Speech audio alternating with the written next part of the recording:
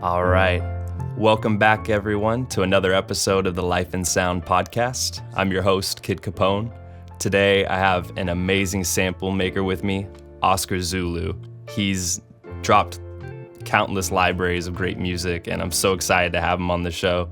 How you doing today? I'm very good. Thanks for having me. Yeah, man, I'm excited to have you. I know you have a lot of gems to drop and a lot of great information to share, and I'm excited to chat with you. Yeah, I hope so.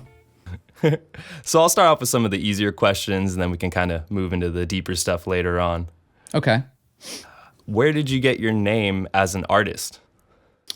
Yeah, so Oscar Zulu came from, it's kind of a weird, long story. When I first started messing around with production before I even got serious, I used to record a couple friends who rapped. I would just make beats and record them. And my one friend started calling me, the Wizard. And so I was like, all right, well, let me just use Oz as my name. And, like the Wizard of Oz, because he was calling me the Wizard, and he was, and so I was like, all right, Oz, the Wizard of Oz, whatever. And Oz is just easier. So that was like 2013, 14 when that happened. And then 2015, obviously, OZ kind of blew up. He started, I think he got that first Meek placement 2015, and he started taking off. And then by like 2016, people started hitting me up like, yo, are you Oz? Are you this Oz? Did you produce this and this? And then I had other people hitting me up like, hey, I know Oz. You might want to think about changing your name. And I was like, all right, well, well then what I did was I just took obviously the O and the Z and the military phonetic alphabet, like Alpha, Bravo, Charlie, whatever, O and Z, and that is Oscar Zulu. So that's where the name came from. I was able to change my name, but still kind of keep my original name at the same time. Definitely. I mean, I remember I thought it was there's like a Call of Duty map or something that's called Oscar Zulu as well. And oh, really? I remember early on when I was searching for your sample packs, I kept getting a bunch of video clipped stuff from Call of Duty that people would do, those video clips. Yeah. Yeah, and so I was like, I don't think that's it, but maybe that's where he got the name. Who knows? Maybe the guy likes video games or something. Yeah, well, I guess I mean I don't play video games, but it's kind of, if it's Call of Duty, they were probably doing the same thing with the military phonetic alphabet. So yeah, that's kind of where it came from. 100%. Where did the name for Square One Music Library come from? So that's actually a name that I had way before I even started the library. When I first started making samples and I first found out about Kingsway, and I was like, man, I want my own library. And I was thinking, what would I name it, whatever. And I kind of stumbled on the name Square One because Square One is the initial starting point of something, when a plan fails or whatever, people always say, oh, we got to go back to square one. So I thought my samples, I don't know if all the time, but most of the time the sample is the starting point of the beat and then, obviously the starting point of the whole song. So, you start back at square one, and that's my library, Square One, and that's where you start your music. I love that. That's a great way to find inspiration. It's on brand, and it totally makes sense. Yeah. And it's kind of easy to remember. I think it doesn't translate very well though. Like I've asked, friends in Germany and stuff, and they're like, yeah, I don't really know what Square One is supposed to mean. And I'm like, well. Hey, no, that's all right. The American audience gets it. I'm sure our UK audience gets it as well. Yeah. What are the future plans for yourself and the brand? Yeah. So as a brand, I've added 4 guys to the team. Rico, Rashad, Jocko, and Tooch. And we just released our first kind of group sample pack together. I think two weeks ago now, or almost 2 weeks, something like that.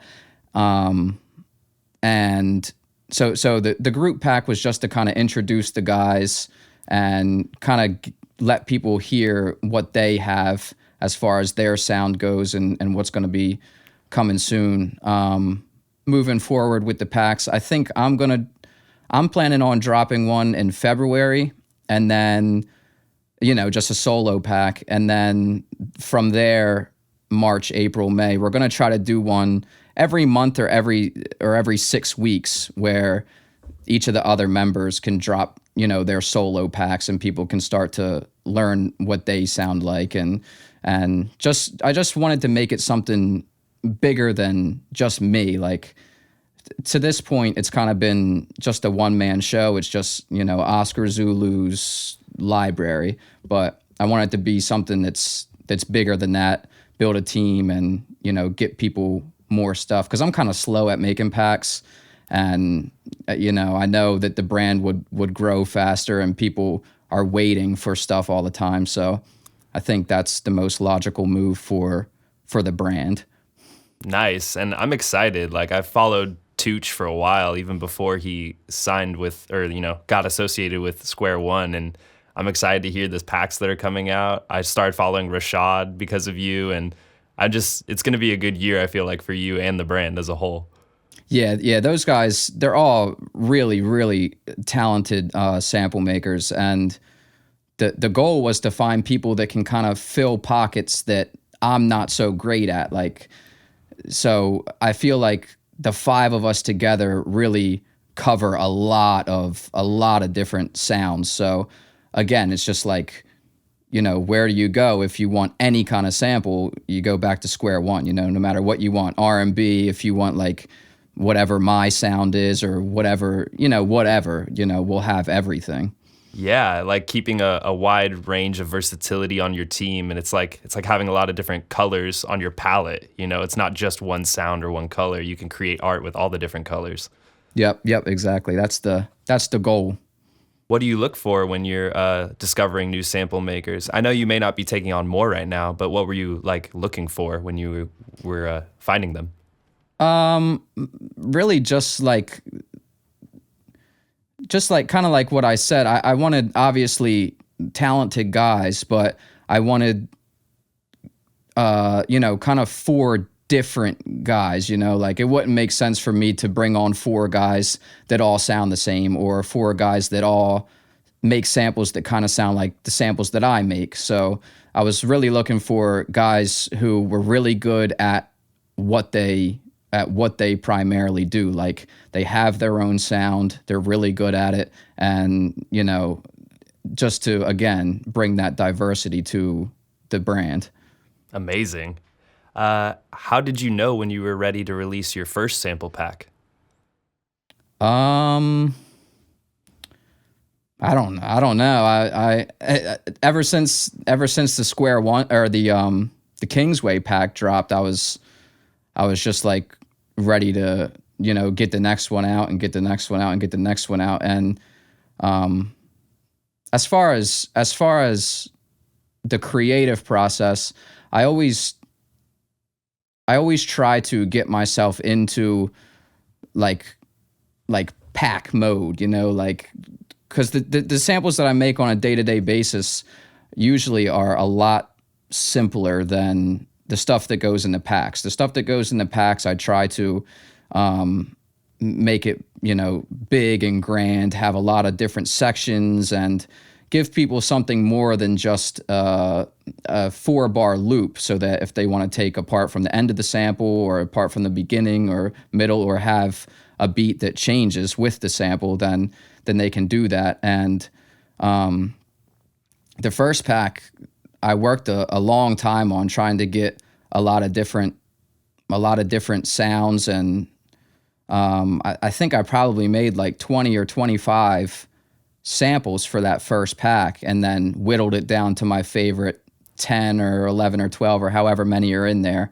And then, when I was really happy with the sound of the first pack, that's that's when I knew. And then the process just goes on from there. Like every time I feel like I'm ready to drop another pack, it's usually like maybe a 3-week to a month long process of just really getting in that pack mode and listening to the samples over and over and over again, and make sure I still like them the 10th time I hear them, and that's when I know that it's ready to go.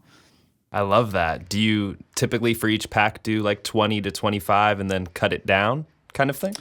Yeah, I think now I'm getting better at choosing. Maybe more like 15 to 20 now, and then cut it down, and then whatever doesn't make the pack, I'll just put into other folders to send to producers or whatever.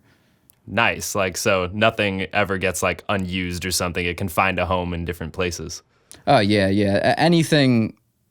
Well, not everything that I bounce gets sent, but almost everything that I bounce gets sent, because you just don't know. You know, you never know until you send it off if it's going to be a placement. Maybe somebody else will hear something that I don't really like, and they hear it in a different way, and they use it and it gets placed. You just never know. You just got to send everything.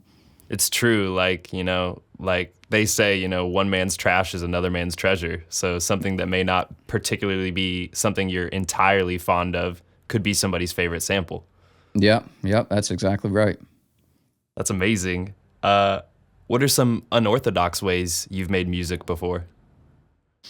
One kind of weird thing that I've been doing is I have a guitar pedal, the Empress Effects Echo System, and there's a setting on there where you can make it like an 8-second or a 10-second delay. And what I'll do is I'll turn that setting on, and I'll just pluck around on the Prophet 6 until it really just sounds like nothing. Like, it just sounds like a mess, and I'll just keep repeating it and looping it and keep doing it over and over. And then I'll record that into Logic, and then from there add effects, halftime it, whatever.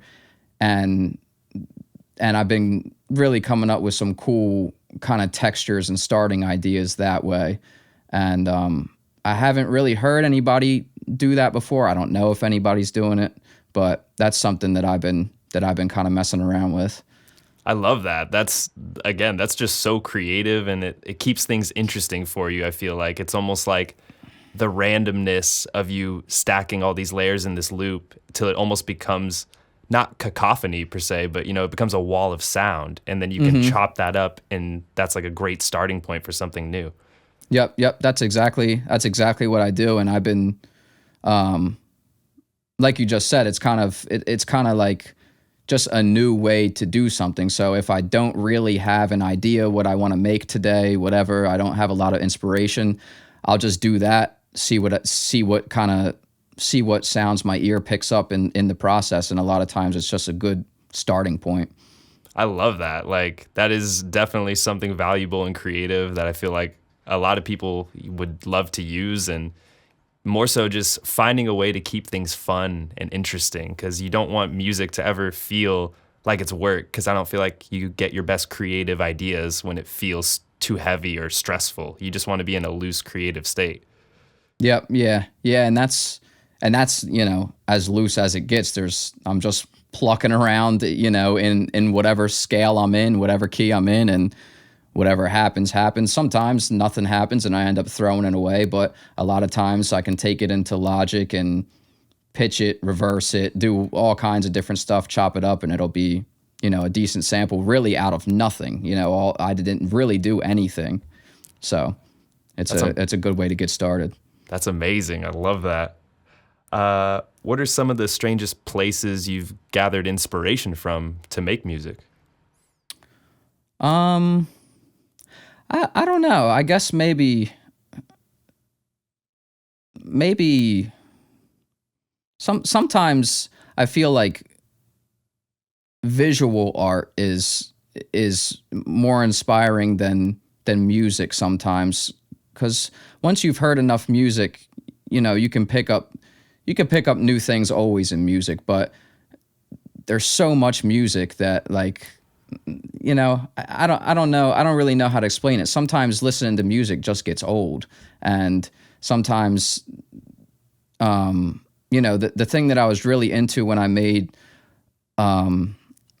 Square One Volume 6 was like I was really into looking at like traditional painters and stuff like that, like Francis Bacon and Pablo Picasso and stuff. And I was really looking at their stuff, and then also for that specific pack, just looking at the way that Kanye approaches like his whole creative direction when he does stuff. Like fashion is always like a big part of his tours and a big part of his music and stuff like that, and just trying to make music with inspiration from other places other than music. I don't really have a whole lot of big secrets for artists that I listen to. I listen to just the same stuff that everybody else listens to. I don't have like I'm not like a crate digger and can find old samples and stuff like that. So I don't have a whole lot there. No, but I think using visual art is amazing. Like, what is it about the certain paintings or certain artists that you feel like inspires you to create music? I don't. It might be more of their story and the way that they, like, I'm always inspired with a new, like Francis Bacon, for example. Nobody was painting stuff that he was painting when he like blew up. Like his first big show, the paintings that he put out, people were kind of like disgusted by. They were like appalled. Like nobody had ever seen anything like that. And you see that, or I see that, and I'm like, man, how can I do that? How can I find a new way to make music and get people's attention, and do it in a way that nobody else is really doing it, but that other people will still like, and that's kind of what inspires me, is just looking at art compared to everything else that's already out. Yeah. That's the thing that's cool to me. I agree. I'm somebody who I love great art as well. There's a YouTube channel I watch called Great Art Explained, and I usually watch it before bed, and they're always going over famous paintings. They go over famous art cities, and you really get to see the history, and that's something that resonates with me as well. And I know for me, when I'm working on music, some other inspirations that I find are cars, but not just cars themselves, but there's people who make like custom body kits for cars, or there's people that are approaching building on a car in an artistic way that's not the norm. Yeah, like the what is it, the RWB Porsches and stuff. 100%. Akira Nakai is one of my biggest inspirations. I love RWB. Yeah, exactly. That's one of those things where it's like, the Porsche is already a beautiful vehicle. Everybody loves Porsche. Everybody knows Porsche. But when you see that RWB Porsche, you're just like, that thing is sweet. Like, what is going on with that thing? It's just different and it's new. And I'm sure that the Porsche purists and the first ones that he was making, people hated, but now it's like a huge thing. Yeah, it's coveted now. It took somebody breaking the norm and making people get a reaction. Almost they don't understand it at first, and that's what creates something that's revolutionary. Yeah, exactly. And that's the kind of mindset that I try to get in when I'm making these packs is like, when I'm making stuff to send out to producers, I kind of try to keep it a little bit simpler and a little bit more mainstream, because that's the stuff that ends up getting placed. But when I'm making these packs, that's just my time to really experiment and try new things and see how far I can get away from normal but still have it be usable. And that's where that's the kind of mindset I get in for the packs. That's inspiring, and I definitely resonate with that. That's incredible. How would you say your relationship with music has changed now versus when you were a kid? I can't I'm sure like a lot of producers feel this way, but it's hard to just listen to music now. Like it's hard to like just have it on as a background thing where you're just listening to it just for the enjoyment of the music. Like every time I listen to music, I'm like analyzing, how can I make something like that? What did they use for this? You know, who does that sound like? Whatever. And not to say that it's less enjoyable, but it's just different now. Like it's just different. There's not as much like mystery behind it. Like, man, how did they get it to sound like that? Because now everything's like analytical. Like, how can I replicate that? What can I do to make it sound like that? So it's just different now. Yeah, I would agree. I know for me, lately, like, or at least the last few years, I can't even like fall asleep to music anymore because my brain is just analyzing it and thinking of the chords and thinking of the progressions. And it's the easiest way for me to sleep now is I have to listen to like pink noise, like a static. It sounds like running like a waterfall. And that's the easiest way for me to fall asleep now. Yeah. Or the other thing that I do a lot is like if I do want music on, like if I'm cleaning the house or whatever, I'll turn on music that I don't make. So like my wife listens to a lot of country, and you know, obviously that means I listen to country. So you know, country is a little bit more enjoyable for me to listen to now because I don't make it. So I'm not analyzing it. I'm just listening to it, you know, for the music and for what it is. So I know, you know, obviously not a lot of hip hop producers listen to country, but so that might not work for everybody. I think there's value in listening to a lot of different styles, whether that's something you wouldn't normally listen to or even something that a friend puts you onto, because, you know, it can give you different inspiration, different outlook, a different way to relax, even as you were talking about. Yep. Just something that I'm not trying to analyze, just to have it on. How do you balance music creation and family life?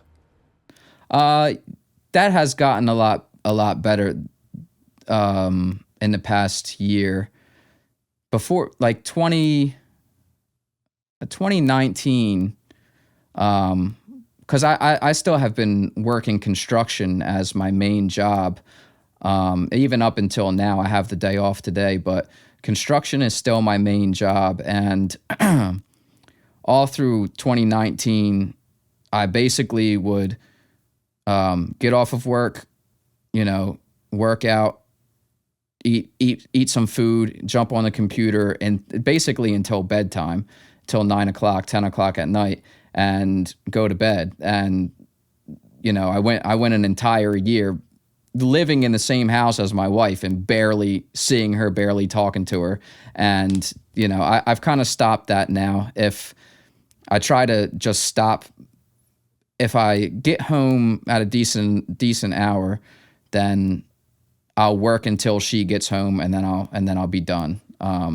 If I get home a little later and she gets home not too long after me, then some nights I don't work at all anymore. But you know, the balance is much better now, and it'll be even better when I can do this full time, because then I can work on it 8 to 10 hours a day, like a normal work schedule, and just not have to do it at all at night. And that's what, you know, that's the dream. That's amazing to me that you work construction like a full-time job still with all the music you make, because I would have thought somebody like you who has just an incredible library of music and all that, like I would have thought you would have been living off of it fully. Yeah, not yet, but I think I'm gonna be full-time come April this year. So it's finally at the point where I'm gonna be able to go full-time, and you know, the money, obviously, you know, you got to pay the bills, and the money just hasn't been there yet. But now I think I'm at a point where the money is going to be able to cover the bills, and obviously having more time to work on music will lead to more placement opportunities, more packs being made, and hopefully it's going to be exponential from here. I hope so, because you definitely deserve it, man. You're putting in a lot of work, you know, whether that's full time with your construction job while still maintaining a great library and balancing, a marriage. That's incredible. And you definitely deserve to be earning a living off of your music, man. Yeah, thank you. I appreciate that. Yeah, of course. How did you first connect with some of the artists you're working with now?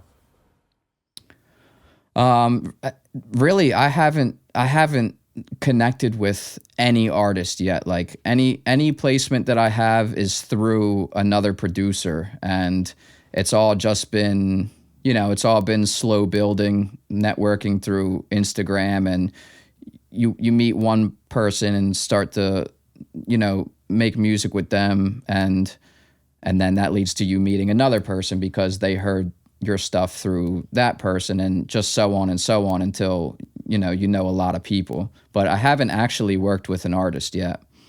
Is that something you would like to do in the near future? Maybe. My situation is that I want to be home. Like I have a wife, I have a child on the way, so I don't want to be out in the studios. I don't want to be traveling down to Atlanta or out to LA or to New York or wherever the music is. I want to be home, and I know that your chances of getting placements for full beats or working with artists is very low unless you're in the studio with the artist. So I'm really pretty much okay with playing my part, making my samples, sending them to the producers who are in the studios, and then them using what they want and trying to go about it that way.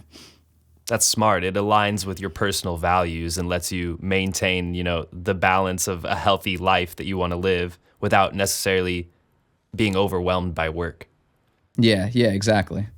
I like that. If you decided to work with an artist, say somebody wanted you to come to LA, and it was feasible to bring like your wife and your child, would that be something you'd be interested in, even if it was just for like a vacation? Not even a vacation per se, but a work trip?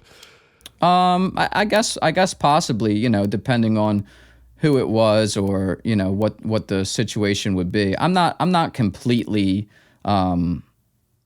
swearing off ever traveling, but it's just like I'm much more needed here than there. If I can do what I need to do from my house and send it off to people who want it, then that's enough for me to be able to be here with my family. Definitely. That's perfect. What are your daily habits sort of like? When do you wake up? Typically, like when do you go to bed? How does that kind of work? I have the daily routine of like a 75-year-old. I get up my alarm goes off at 4:30 because I have to be out of the house. My alarm goes off at 4:30. I'm usually out of bed before 5. I have to be out of the house usually by 6 to work, and then I work construction like we talked about, and then usually first thing I do off of work is work out, and then come in and work on music for as much time as I have until my wife gets home or until, I call it a night, whatever. And then usually I'm in bed by 9 o'clock. And, it's basically the same thing every single day. That's my whole life. That's okay. It's a healthy schedule though. It's, you find a balance for everything and not one thing ever feels too heavy, it sounds like. Yeah. And I'm a very scheduled person. Like even, over the last 2 years with the whole world shutting down and like not really having a job to go to every day as far as construction, I still got up at 4:30 and just, took the morning a little bit slower, got in the studio by, 6 a.m., 6:30 and just worked on music any off days that I have. But I try to stick to that same schedule, get up at 4:35 and then, go to bed around 9. That's amazing. Do you smoke or drink any alcohol or any coffee or anything when you go to create? No, I don't smoke and I don't drink. I do use caffeine like a pre-workout before I work out. But that's it. No, I don't like coffee. I don't drink tea or anything like that. I'm similar. I've cut out weed and alcohol and caffeine and everything as much as I can, and I can really feel it because even when I drink a decaffeinated tea, I feel like I could feel the ginger or something. Like anything that gives me a burst of energy, I could feel it. Yeah, yeah. I kind of got a little bit desensitized to caffeine because of the pre-workout and just how much is in it, and I take it probably more than I should, like I took it today before I worked out, and I haven't done anything today before I worked out, so there was really no need to, but I don't know. Hey, it's okay. It's part of the routine, it sounds like. Yeah, exactly. What is the rhythm of your creative process sort of like? Like, where do you typically like to start and let the sample making kind of flow? So we talked about that one kind of technique that I've been doing, just plucking around on the Prophet into the pedal, but lately I've been trying to mess with the guitar a little bit more, learn a little bit of guitar, and just play very, very simple stuff as like a starting idea, and then add my chords and other stuff on top. But a lot of times I just start with chords, like either on the piano or on the Prophet, just load up a patch and start with chords and just see what kind of leads I can add later. Excellent. So you start with kind of like the chords, and then you'll go to leads, and then do you usually add the bass at the very end kind of thing? It depends on, it kind of depends on what I'm working for. A lot of times, again, excuse me, on these samples that I send out to producers, a lot of times I don't even put a bass part in it because I know that part's going to just get chopped out and they're going to put their 808 on it.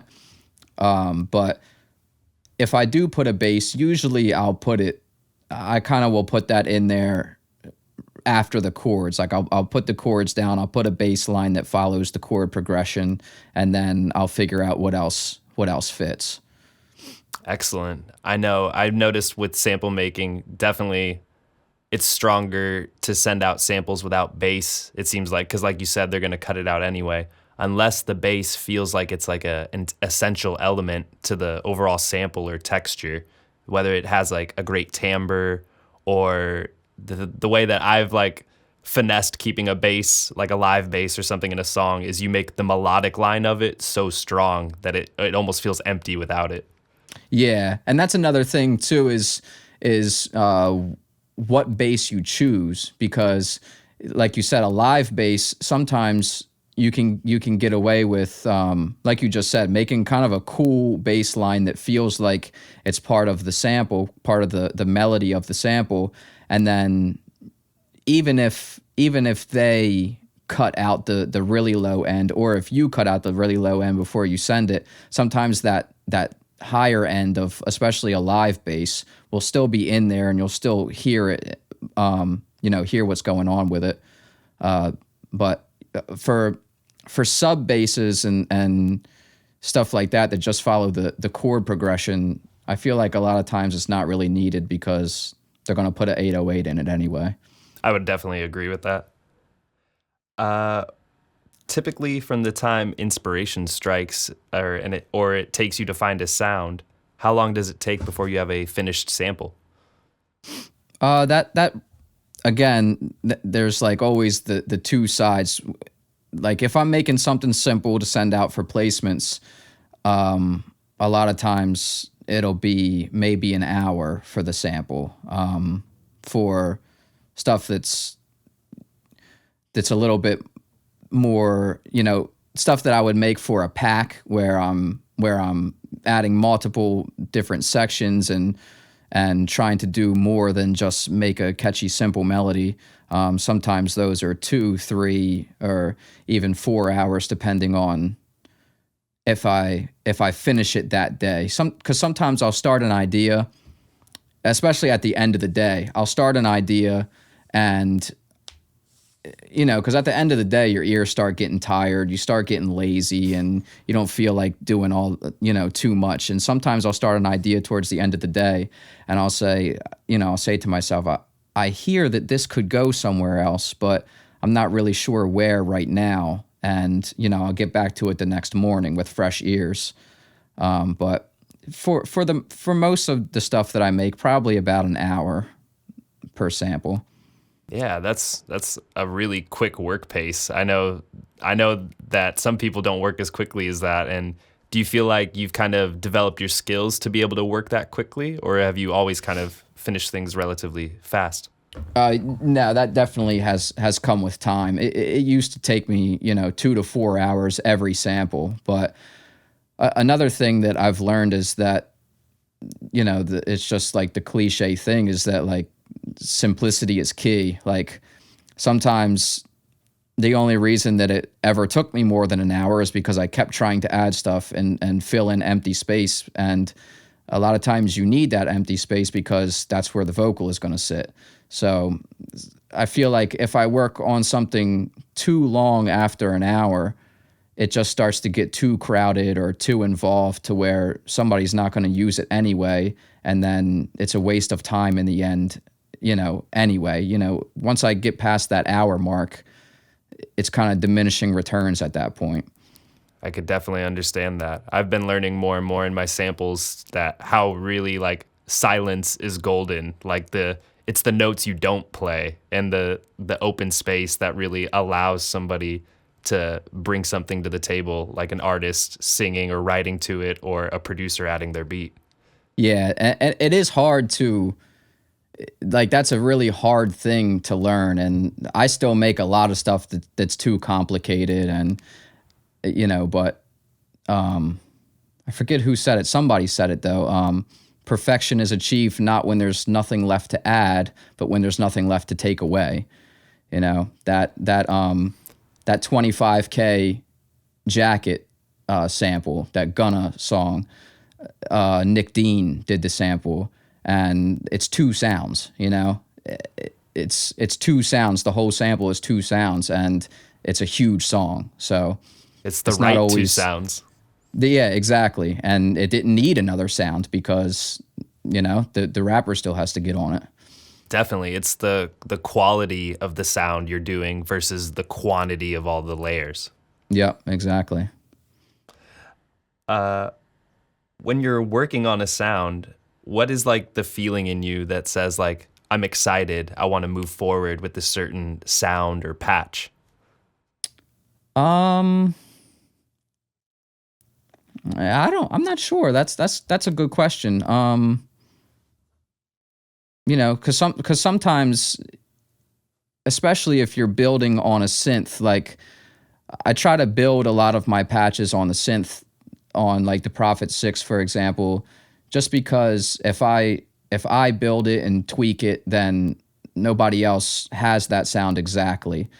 But sometimes, especially on synth, sounds get really big really fast, and they just take up so much space. So yeah, that's a hard question, because sometimes I really love a sound, and then I record it into the sample or whatever, and it's just too much. So again, it's just like finding that balance between what's simple and catchy enough without overdoing it. Excellent. That's definitely a valuable piece of advice right there. Like like learning to use a sound that's never too heavy or something that is overwhelming, and it could take away from somebody to write something to. Yeah, and also, us as sample makers, I feel like we always want things to be complex, but again, especially when you're using synths, that big Kid Laroi and Justin Bieber song. I can't think of what it's called right now, but it's like, it's been top 10 for months now, and it's one melody, it's one patch on the Juno and a bass, and that's it. And it's like, that Juno takes up a lot of space. had they added a whole bunch of other stuff, it probably would have sounded like too much. Like that's one thing with synths that I found is you really got to be careful with making the synths too big. Yeah, definitely. That's definitely valuable. How much of the work you've made in the past influences the work that you make now? Probably not enough, because sometimes I go back and listen to, Square One Volume 1 or Volume 2, and I'm listening, I'm like, how did I even make that? Oh, my thing just stopped recording. That's okay. You can just get it going again. Yeah, there we go. And so I'll go back to the Square, the Volume 1 and Volume 2, and I'm thinking like, how did I make that? And like, how can I make something similar now? And I'm really bad at saving sounds when I make them. I really have to get better with that, because that's another thing that I do is I'll create a sound that I really love in the project, and then I'll close out of the project, not save the sound, not bounce a one shot or anything, and then start from scratch on the next one. And I really do need to get better with saving patches and stuff like that. Yeah, there's a lot of value in saving presets, and that's one thing that I've done is when I've been trying to get better at it is I'll come up with a certain patch or sound or an effect like chain I really like, and then I'll save that effect chain in Ableton as a preset, and then I can just bring out that preset later. And there's this one I've made that it's like, I call it my pad texture, where it's just an effect chain, but whenever I send a sound to it, it just creates this like pad feeling. And it's cool because I can write a guitar loop, or I could do guitar and piano and maybe a synth, and you can send different instruments to it, and then I'll bounce that, and you have this whole texture that you made from like an organic sound, but now it sounds like a synth. Yeah, exactly. And that's I have started doing it now too. Like I have to sometimes. I'm kind of still in like fast mode with, because most of my sample making career I've worked construction, so it's like I just, as soon as something's bounced, I close a project, open a new one, and get started. But had I just taken a little bit of time to save the presets that I make along the way, it would probably, speed things up for me anyway. So it's just something I have to be mindful of, I guess. It's funny how that works. It's like you're trying to go quick and get all the ideas you can in that short window of time, but then you come back later and you're like, like I feel like I could be even faster if I would have saved that sound. Yep, exactly. Well, there you go. Lesson for everybody, save your sounds. Yep, definitely. When are the times you find yourself having the most fun in the studio when you're creating music? I guess the most fun now is when you can hear a certain producer on it, or like a certain artist. If I make something and I'm like, man, I'm sending this to so and so because I know that they'll love the sound, and if they hear it and if they make a beat from it, and get it to an artist, hopefully it will be a big song. And that, I guess that's the funnest part now. And then obviously when you find new techniques or new sounds or whatever, again, back to that technique that I kind of been doing lately, just plucking around, like, because it really sounds like nothing when it's playing through the loop. It just sounds like a mess, and then you can flip it and turn it into something cool, and that's kind of exciting because it's not going to be replicated. Yeah, I love that. Like, I'm somebody who believes in, you got to make things fun. You got to make things enjoyable, because anytime things just feel too much like work, it makes you not want to do it, Yeah. And sometimes it's not the most enjoyable to be in the studio, but it's relative, like, would I rather be in the studio making, struggling making music, not having inspiration, or would I rather be on the construction site? It's like I'd much rather be here struggling making music. So, it's just all relative. Definitely.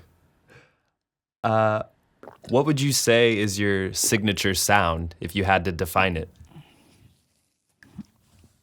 I'm not really sure. I think part of my signature sound just comes from like the tonality of my samples. And I don't even really know what I'm doing to make them sound the way that they're sounding. But I kind of try not to have a signature sound. Like I kind of try to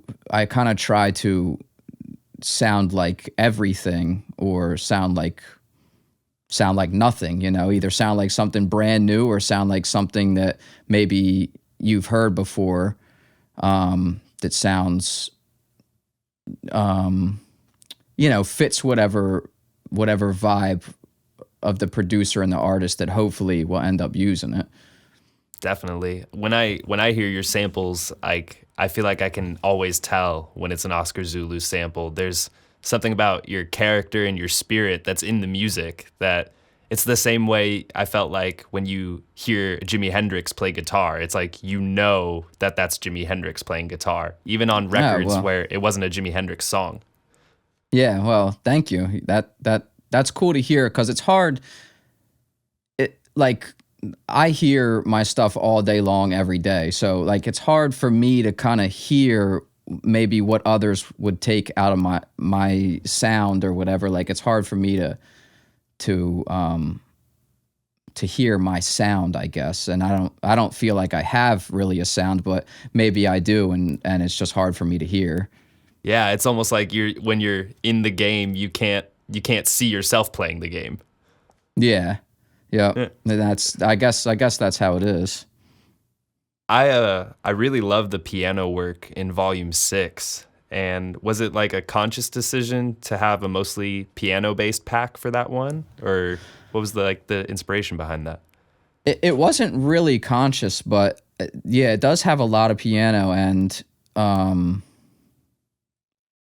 yeah, it like I said, it wasn't really conscious. It was more of just, what I was feeling at the time, and then by the time I got to the end of the time period that I was having to make the pack, it just ended up being that all my favorite ones were kind of more piano heavy, and that's kind of my go-to instrument for writing anyway. Like I almost always start with just a regular piano patch, or I start on a synth playing the keys, and so a lot of my samples start that way anyway. What instruments do you play? Really kind of none. I mean, I taught myself how to play piano over the years, decently enough to write. I can't listen to something and play it, or I can't read music and play it or anything like that. But I can play decent enough to make everything that I make. I don't ever click in samples, just because I feel like it takes forever. Like I see people clicking in samples, and I'm like, wow, if you just learned how to, play piano, it'll take time to learn, but you could have done that in 5 seconds. And like clicking stuff in just takes forever. So and shout I feel out to like them guys. It's hard to get those real human feel when you're always clicking in stuff. It's going to take you longer to program a human feel than it would just to play it. Yeah, exactly. That's another thing too. Like, and there's tons of amazing samples made by clicking it in. So it's not like I'm not trying to, slight any of them guys who do that. But yeah, I feel like music should be created by humans. The music shouldn't be created by a computer. So, none of my synths have MIDI. Everything from my synth, I just play, and then all of my all of my starting ideas, I always start by playing on the keys.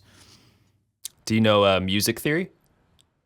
The basics. I know the scales and the chords, and enough to get me by. But you're not too deep into like necessarily all the jazz theory and the like Oh crazy no, advanced concepts and those kind of things. no, that's way above my head, and hopefully one day, I can get into that stuff. But for right now, I'm trying to pay the bills off of it, and jazz just doesn't really pay the bills. I would definitely agree with that. So, maybe later on down the line, get into some of that stuff, because that's really, as far as music goes, that's the peak of music. Those guys are amazing. I would agree. And it just goes to show you, like learning the essentials of music just takes you so far. Because I felt like when I learned music theory, even just the fundamentals, like learning your basic scales, your basic chords, and just knowing like the natural minor and harmonic minor, you can create 95% of the music you hear. Yep, that's exactly right. And I was just talking to a producer about that a couple days ago. Like he wasn't really familiar with. He actually makes great samples and wasn't really familiar with any music theory, and I was just telling him, like, just learn, like, even if you just learn one scale and you learn all of your chords in that scale, and then you learn the 5 or 10 most used chords in hip hop, you can make everything. You can make enough to do everything that you need to do as far as hip hop goes with one scale and the chords in that scale. I agree 100%. How do you stay inspired musically and creatively? I'm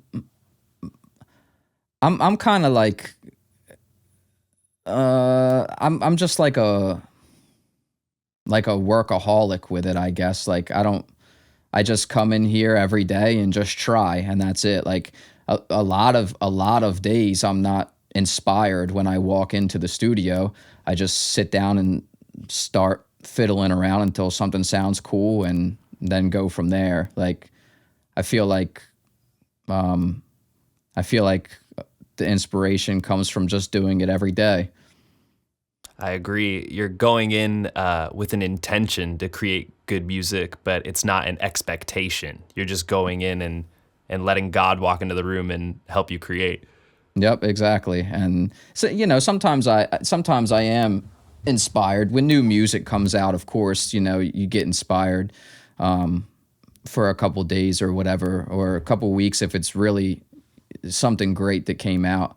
But yeah, just go in every day, and I just treat it like a job. Like I just show up every day, and whatever happens, happens. If nothing cool happens, then it is what it is. And if something great happens, then that's cool too. That's a valuable sentiment, and I agree with that 100%. We'll move on to my next section now. This is called For the Nerds. This is kind of the more technical, like DAW-based, what synths, those kind of things. Gotcha. What are some of your most regularly used plugins? Plugins, Contact. You mean like instruments? Yeah, well, Okay. you could do some instruments, then we could talk about some EQs and like the other kind of effects. Okay, yeah. For instruments, definitely Contact. Just pianos and some guitar stuff in Contact. Analog Lab, obviously, everybody knows about Analog Lab, but most of my synth stuff I do, on my synths. So I really don't even use a whole lot of virtual instruments anymore. And now trying to learn how to play the guitar, I've been, using live guitar more and more too. And then for like plug effects and plugins and stuff like that. One bundle I love is the Sound Toys effect bundle. They have an effect rack. That's a classic. The What effect else rack do is I? definitely my go-to. Like I go to that on so many sounds. Like I can record just a dry live guitar and just scroll through the presets on the effect rack, and I always get something like amazing. Yeah, yeah. There's a lot you can do in Effect Rack. It's really that it's kind of like one of those game changers. Like when I got that, excuse me, when I first got Effect Rack and started messing around with it, I was like, man, I've been missing out. Like this is awesome. And other than that, I'm kind of blanking. I don't use a whole lot of crazy stuff. Like I use basic stuff that's in Logic, like the basic EQ and compressor in Logic. I did just recently get a universal audio interface, so I have some of their stuff that comes with it. Like they have good compressors and stuff, but I don't know. I feel like the Effect Rack and then Shaper Box is a cool one, like to manipulate the samples. It's not really like changing the sound, but it's changing what the sample is actually doing as far as the time stretching, reverse, and all that type of stuff. But I don't have like a whole lot of gems. Like I'm kind of like bare bones with it. I don't even have a whole lot. That's okay. I mean, like stock plugins are great and like are in there for a reason, and they're trying to compete with other great like plugin makers. And like Logic has an incredible stock reverb that I really like. Like it just has a great character to it. And you could even, you know, you can make do with what you have and still create great samples. I feel like it's all in your approach. Yeah, that's exactly it. Like for the whole first year, I basically only had stock stuff. I had some, maybe the first 2 years, I had some like wave stuff, but again, most of that stuff is like compressors or EQs or stuff like not doesn't necessarily modulate the sample as much. But I do love the Valhalla reverbs and delays. Those are awesome. Those are my go-to for that. And even that super massive, that free one. Really That's like good. yeah, that's a really cool plugin. Like I just got that recently because I was like, it's free. It's not going to be any good. But like recently, I was like, let me just check it out. It's free. Who cares? So I downloaded it, and like I find myself using that a lot on stuff, and like that's a pretty good plugin for free.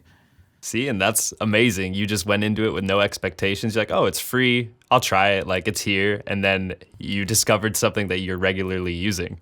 Yep, yep. It's a cool little plugin. It's definitely valuable. What are your most regularly used instruments and pieces of gear that you have? The most used definitely is the Prophet 6. Probably half the time I start my idea on the Prophet 6, and then maybe close to half of the time I started on just like a piano, like a contact piano. But the Prophet 6 is definitely the most used. And then I have two pedals. I mentioned the Echo system earlier, and I also have the Cooper Effects arcades. So those are two really cool, and I have the Prophet running into those, so I can really get some cool sounds just with the synth and those two pedals. And a lot of times that's the starting point for the sample. That's amazing. A pedal I would recommend that you pick up that's worked for me with synths and guitar is the Digitech whammy pedal. That's what Oh, okay. Jack White uses for pitch shifting, and it can give you it gives you like you can pitch it up an octave, you can pitch it down an octave, 2 octaves, 3 octaves, and Oh, wow. because it has a foot pedal, it can do like crazy modulation. Like you can hit a chord and then go from the heel position to the toe position on the pedal, and it'll drop it an octave in real time. It'll give you like a pitch down tape stop sound in real time without Yeah. sounding time stretched. Yeah, that's pretty cool. I was just going to ask, like, do you ever use it in real time? You can, if it's a foot pedal, you can use it as you're playing, and that's a pretty cool technique to get new sounds.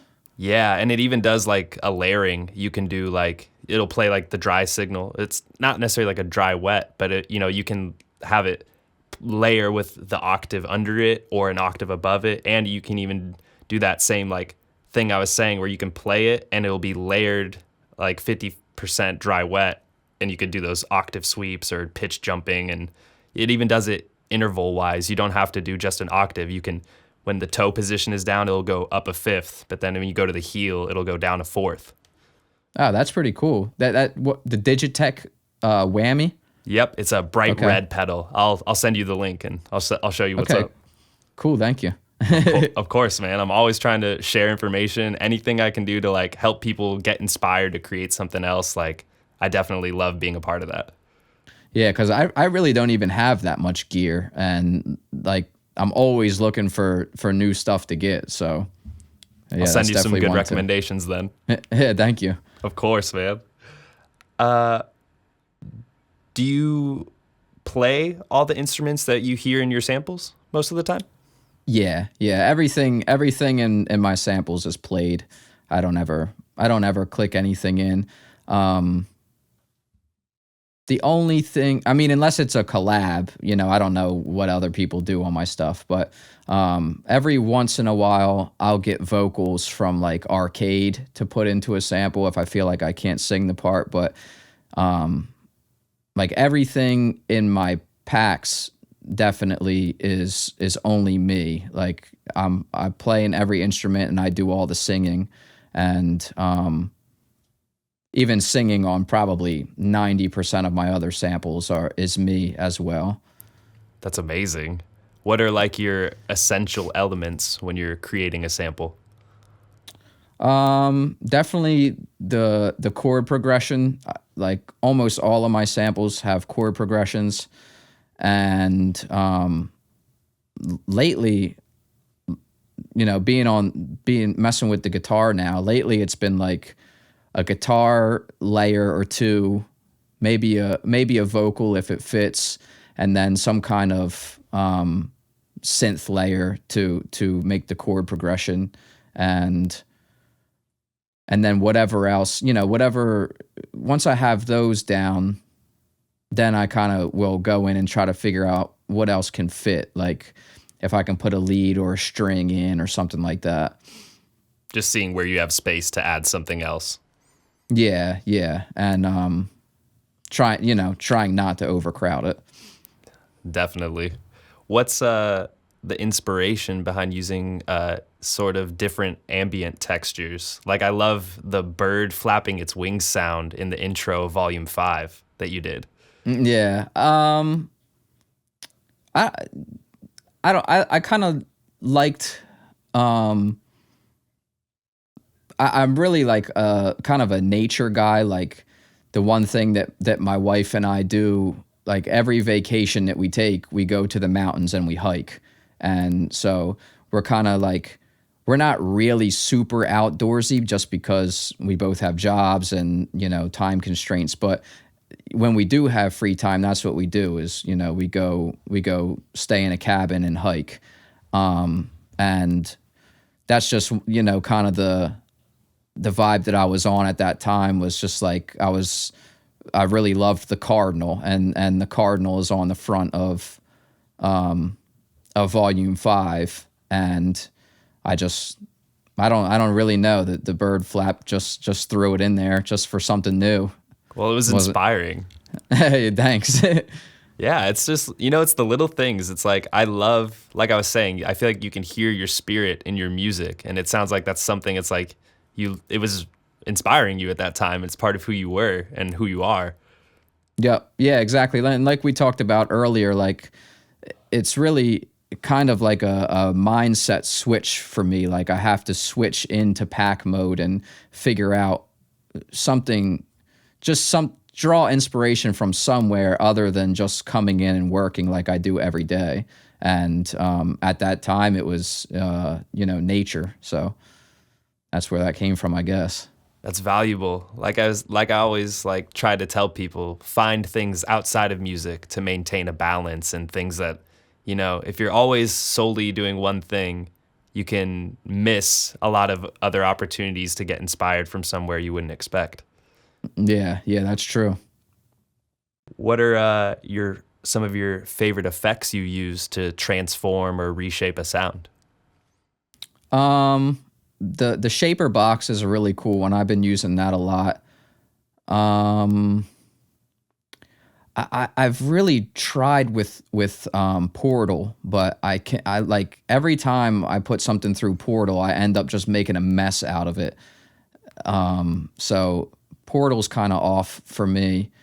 But Shaper box is cool. And another thing that I like to do is just bounce the idea that I have and then just chop up the whole idea and see what else I can find. Like I'll chop it up, reverse it, flip it, or pitch it up or down, half time it, whatever. And sometimes you can really take a really simple idea and make it into something cool, that way.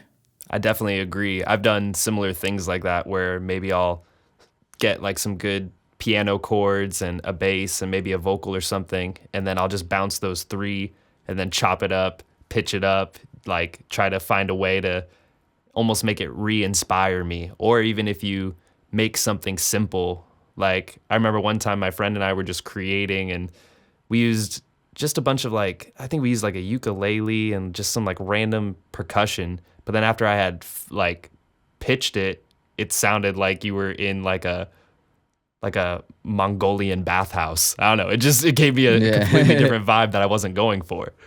Yep. Yeah. And that's another, going back to a previous question, something that excites me. Like that's another one of those things where you make something that's kind of regular, and you're like, it's not that cool, but maybe it could be something. And, you bounce it, chop it, flip it, whatever, and it turns into something that's way better than the original idea.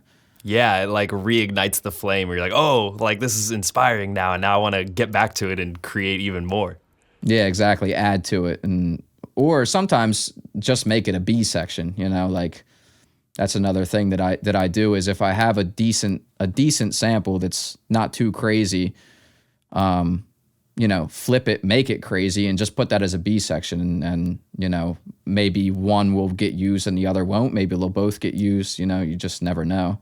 That's really smart. That's something I'm going to bring back to my own music making. Definitely. That's a good tip. Yeah. So thank you for that. Yeah. What are some of the most underrated or slept on kind of plugins or gear that you've used, or in your opinion? I'm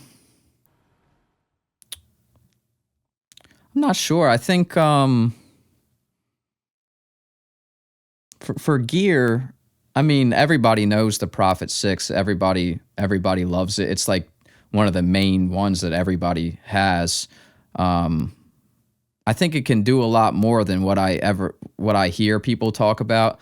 I've had it for like almost a year and a half now, and I like to buy gear kind of really slow so that I can use it. Like I've been using a Prophet every day for a year and a half, so I can do a decent amount with it. And there's sounds that I can get out of it that I haven't heard other people make with it, or I haven't heard other people talk about. But I think, maybe I don't have a secret plug-in or a secret piece of gear, but I think that's like a little gem that people could do is, rather than just flipping through presets or using it in a normal way, whatever you're using, just try to really push what you're doing with it, and you can get some different stuff. Like I said before, I don't really even have a whole lot of plugins or VSTs or anything, so it's kind of hard for me to give you the hidden gems. But that's just maybe more of a technique than an actual piece of gear. I still think that information is valuable. Definitely, like, just make the most of what you have and learn how to do as much as you can with something, and then acquire a different piece of gear or a different plugin. Yep. All right, we'll move on to my final 5. These will be my last 5 questions for you. They can be one sentence or one word. They don't have to be very long if you don't want them to be. Okay. What is something you wish more people did in their music? I guess overall, I think especially us sample guys, we just wish that producers and artists would just take a chance a little bit more. Like there's so many good producers out there as far as sample makers and, you know, the drum, you know, kind of drum producers, and the artists just really keep picking stuff that is the same stuff over and over and over. And I just wish that more people would take a chance and, you know, expand the whole sound a little bit. And then that would make more people want to try more different stuff, you know, and it would just, you know, that's the big thing is I just wish that people would take a chance a little bit. I agree with that 100%. That's how I feel with my friends. That's the way we always talk about music is you have all these great sample makers and great ideas and these like lush things you hear, but it seems like everybody tries to play it safe. Mm-hmm. Yep. Where do you see music going in the next 5 years? That's hard to say. I kind of feel like, I don't know, one of those really big sounds right now is like that like rage, that trippy red rage type sound. Like I'm really not a huge fan of that sound, but like more and more artists are making that sound.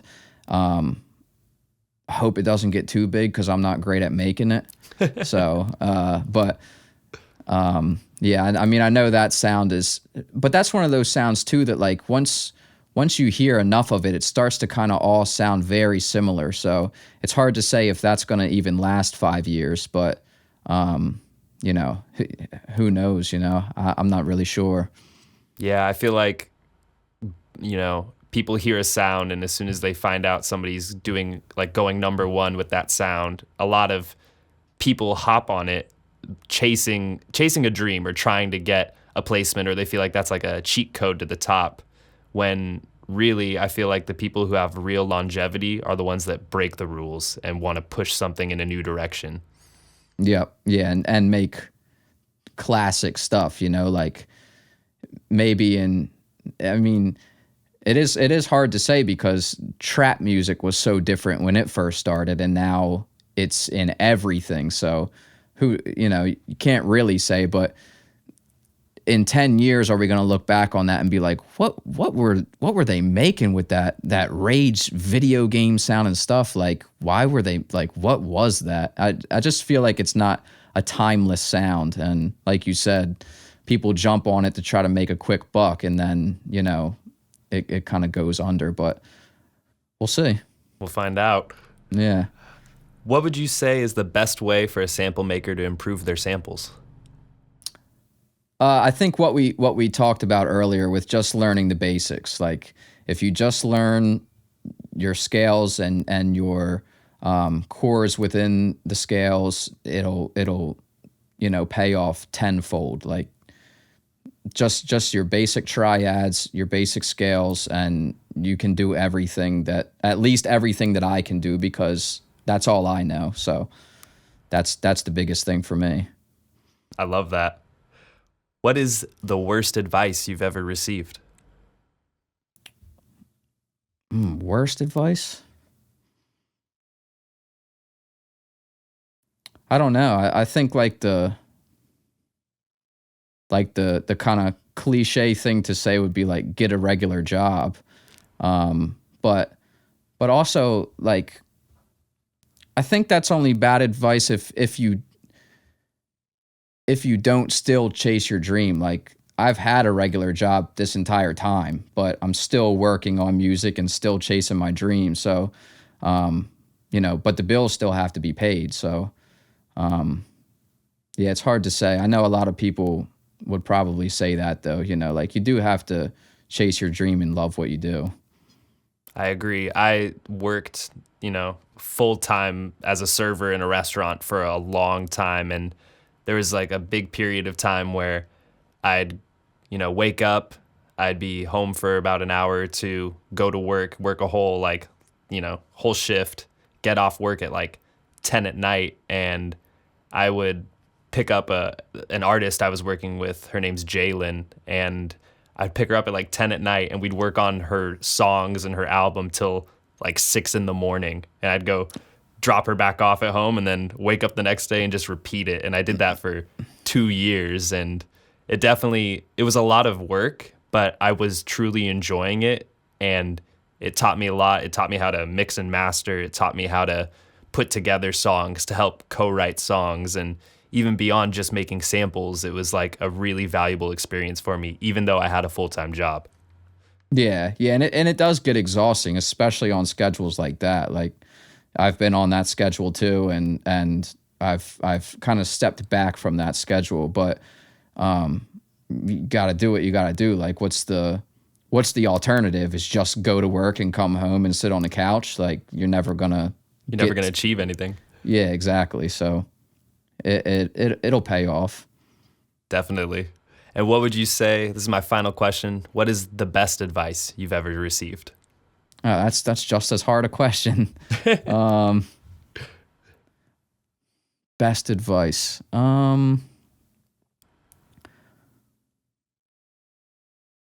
That's a hard question. I really like quotes from great people, like because they've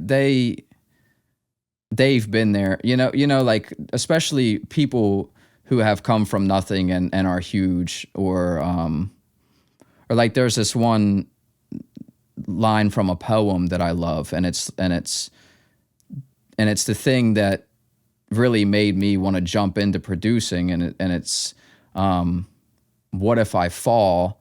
Oh, but what if you fly?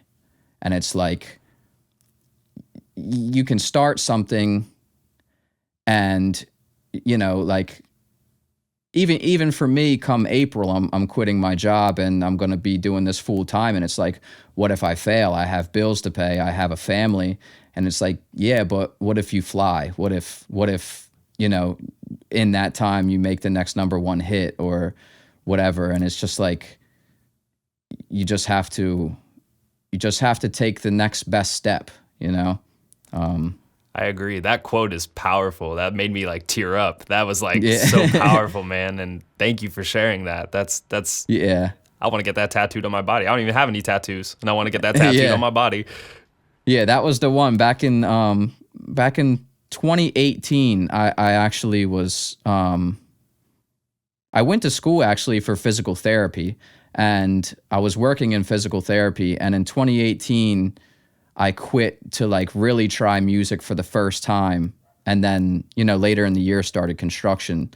But that was the one, like I would just think about that every day, like man, I'm gonna quit this job. What if I fail? What if I fall? But what if you fly? And the other one, like not having a plan B. A lot of times, like if you only have one plan and there's no plan B, then plan A has to work. So, just a bunch of cliche lines that people see on the internet and that I see on the internet and but a lot of it's good stuff. I feel like the older we get, those cliche sayings just become more and more true, and you understand why they're cliche. Yeah, exactly. And they've survived and been said so many times for a reason. So there's truth to them. I agree.